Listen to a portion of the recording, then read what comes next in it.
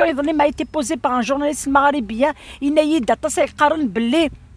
الحراك a changé de trajectoire à partir du moment où un front باش تكسن هاد الصغلين بوتفليقه ومن بعد ترى تكملن نغاس وي initialement front فنشتا mais ils ont pris goût à la recette. Ils ont pris goût au plat de la résistance. Ils ont pris goût et la maturité a beaucoup avancé. Les demandes parce que ça ne sert à rien de changer le système de l'intérieur.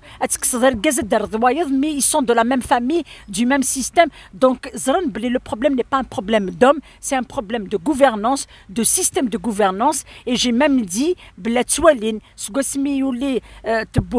depuis sa désignation en tant que président, qu'est-ce qui a changé dans le vécu des citoyens à partir du moment où il aide la campagne électorale que le connaît voter parce qu'ils ont la grande surprise. Qu'est-ce qu'il fait? Au lieu de tout faire pour récupérer l'argent qui a été détourné, il reçoit les représentants, une délégation du FMI. On va être obligé de alors que les chiffres qui sont révélés à travers les procès, la moitié de l'Aïsaba, c'est des chiffres une personne a détourné autant d'argent. Une seule personne a pu acquérir autant de fonciers doula.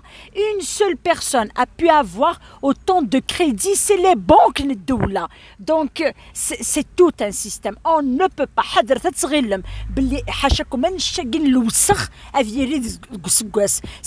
C'est pas un village, c'est un pays. Et on est en train de faire une révolution nationale. Et une révolution populaire nationale, il faut donner le temps à ce que l'Ouaï Siyassiyagi, il va atteindre le dernier des plus petits villages à travers le territoire national. Où il ne faut pas qu'il nous détourne de notre objectif qui vise à changer de système. Il ne faut pas qu'il nous détourne de notre objectif à préserver les richesses naturelles du pays. Les procès, et à la même période, ils ont condensé le mois de février. Les procès, les détenus d'opinion, ils sont en train de passer des conventions et des marchés et des contrats d'exploitation avec Total et avec d'autres firmes étrangères pour exploiter le gaz de schiste. Ils ne doivent pas nous occuper avec les procès. C'est vrai que les procès ont leur importance. Le peuple n'a pas le droit d'oublier ceux qui sont en prison pour libérer le peuple. Mais ça ne doit pas être notre seule préoccupation. Il a une année après le 22 février, alors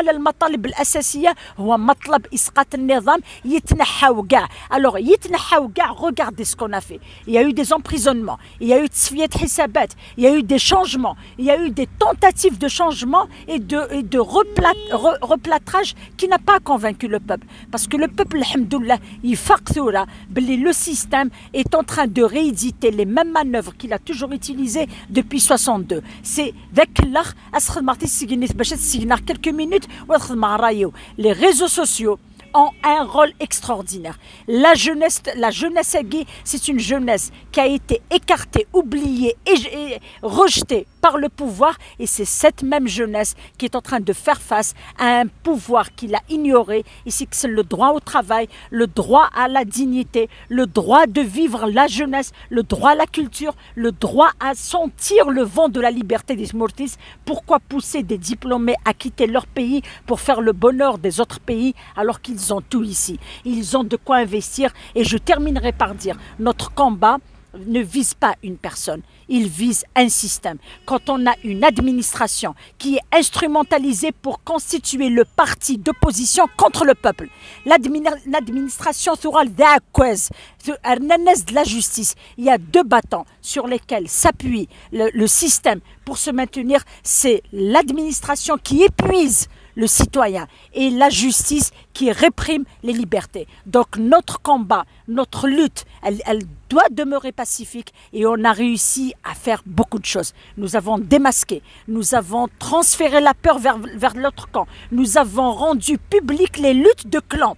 nous avons démasqué ceux qui se cachaient derrière un rideau pour gouverner le pays. Nous assistons à des procès historiques, même s'ils ne nous concernent pas, mais ils nous aident à avoir le drame, le crime qui a été commis contre le peuple algérien et contre l'Algérie par la dilapidation, par l'instauration de la corruption comme système de gouvernance, par le règne d'un homme et de son clan, et ce qu'il a détruit comme morale, parce qu'il n'a pas uniquement détruit l'économie, dans l'éducation, dans la santé, il a atteint la morale. Il n'y a pas une famille qui ne compte pas un corrompu quelque part. Il n'y a pas un secteur où il n'y a pas de corruption, il n'y a pas de corrompu. Donc, le combat prendra le temps qu'il faudra. On n'a pas le droit de baisser les bras.